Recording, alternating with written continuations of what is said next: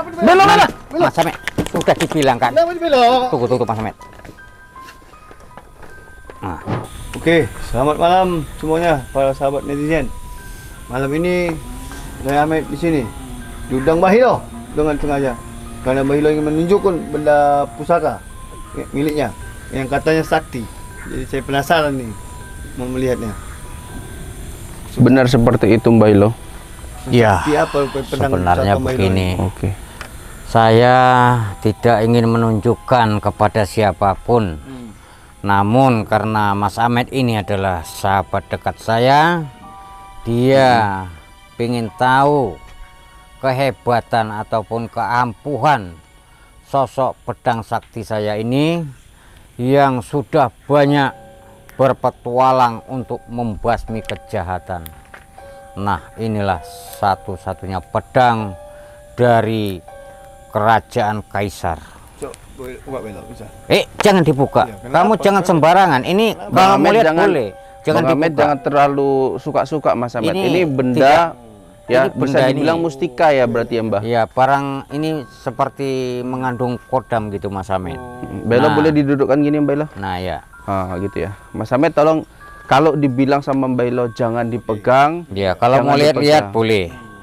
Ya, kalau ini usianya ya sudah berabad-abad Mas Ahmed.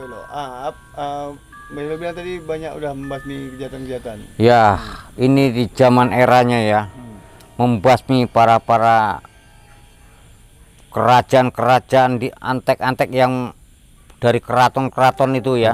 Yang seperti itu Mas Ahmed. Oke Bahilo, katanya dengar-dengar ini diikutin sama sosok wanita cantik Bahilo. Iya. Gaib gitu maksudnya apa Mbah? Boleh jelasin Mbah? Nah, ini adalah sosok kodamnya seperti Putri Kayangan gitu Mas Ahmed. Nah, itu seperti itu. Ya. Putri Kayangan. Kenapa dia meninggal apa Mbah?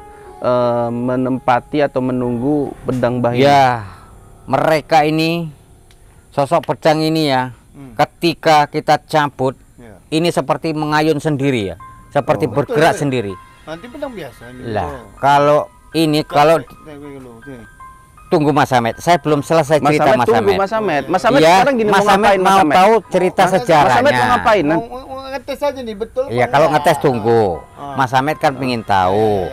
Ini sudah lebih dari 7 turunan Mas Ahmed. Ya, pedang ini. Nah, sudah lebih dari 7 turunan.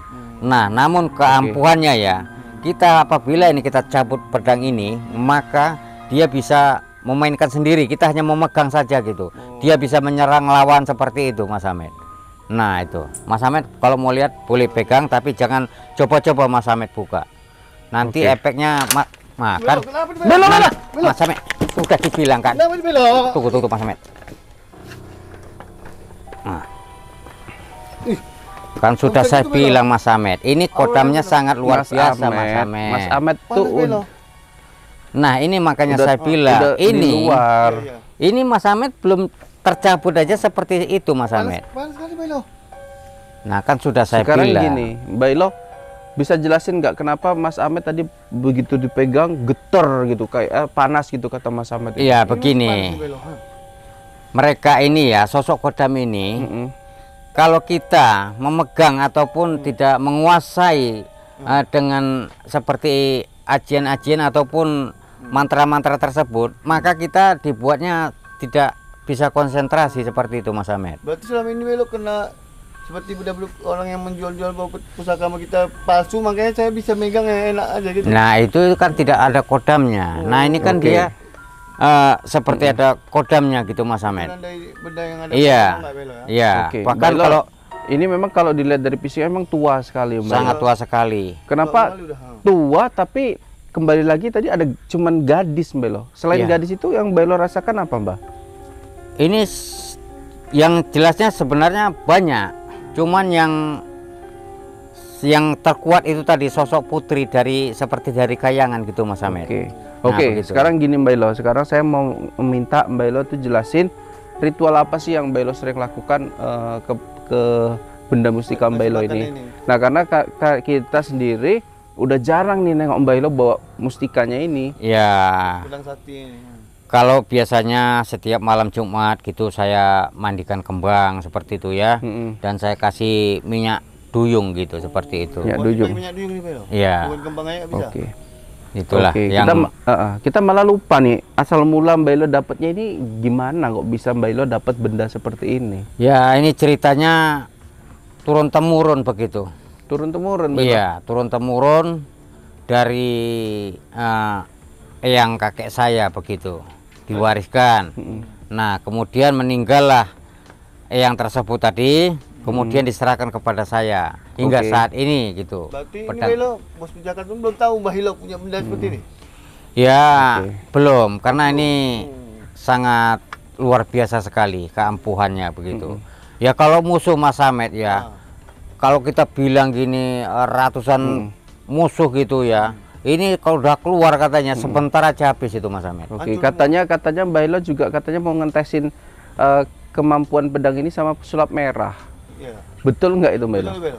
Kalau pesulap merah kita ngomong sama dia nggak guna gitu. Dia tidak percaya dengan hal-hal gaib gitu. Karena bukan dibuktikan, tapi kalau udah dibuktikan pasti percaya itu si Marcel pesulap merah itu. Jadi ini kesaktiannya kayak mana Mbak Ilo bisa kita lihat Mbak Ilo selain getar tadi? Kesaktiannya, ya kadang bisa mau juga sekali-sekali dia bergerak sendiri gitu. Bergerak sendiri. Nah gitu. Jangan Mas Samet. Nah, ini ya, Belo, ya nanti bukan apa-apa. Nanti takutnya Mas Samet terlalu ambisi sekali, Mas Samet tidak bisa kontrol. Nah, itu efeknya orang di sini bisa habis semua Mas Samet. Oke. Belo ini belum sempat ngeteskan pesulap merah, Mas. Cuma dia nggak berani gitu. Ya, bagaimana lama Mas Samet? Kalau orang macam dia ini kita nggak guna Mas Samet. Ya nggak guna ya, nggak guna. Jadi kita urusan aja dialah situ ya, kita nggak perlu ngopeni dia selagi kita nggak diganggu. Katanya pesulap merah kena ajab penonton YouTube-nya nggak kayak dulu, sepi. Itu gimana Belo? Ya bagaimana, mau rame aja terus ya, dia sifatnya ini ya saya bilang usil kali dengan orang. Usil, ya itu tadi apa nggak sepi ya, orang lama-lama sih sebel gitu ya. Ya kita aja lah Mas Samet, ya tiap hari diusiki ya. Video Belo pun diambil dia yang curi. Ya itu tadi lah. Kalau itu udah. Oke. Nggak usah kita bahas Mas Samet. Oke. Kembali ke konteks ya Mbak Ilo, yang bisa mewarisi pedang Mbah Ilo ini selain keturunan Mbah Ilo sendiri ya, karena tadi dengarnya Mbah Ilo ini diwarisi sama eyang atau bapak-bapak atau kakeknya Mbah Ilo. Nah ini kalau dilepaslah ke orang lain gitu ya, itu ciri-ciri orang yang bisa memegang ini, menyimpan ini kayak mana Mbak Ilo? Ya dia harus hatinya bersih, tulus, ya tidak sembrono gitu ya. Nah tapi kalau ini jatuh ke tangan jahat ya, bawaannya itu tadi seperti megang pasaran gitu. Orang nggak bisa sembarangan nyuri Belo, orang saya cuma megang lah itu tadi panas. Karena begini, itu tadi ibaratnya seandainya kamu Mas Samet orang jahat gitu ya, nah itu tadi kita cabut itu orang di situ habis semua. Makanya kalau orang sempat jatuh di tangan preman-preman seperti Mas Samet, ya udah kacau. Oke, Mas Samet mungkin mau pegang lagi? Udah panas ini masih panas nih. Udah takut kan Mas Samet ya?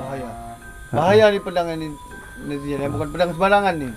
Apa Mbak Ilo, saya mau tanya Mbak Ilo, apakah Mas Samet megang pedang ini bergetar tadi karena Mas Samet bukan kriteria? Ya seperti itu. Karena begini, Mas Samet jiwanya masih polos begitu ya.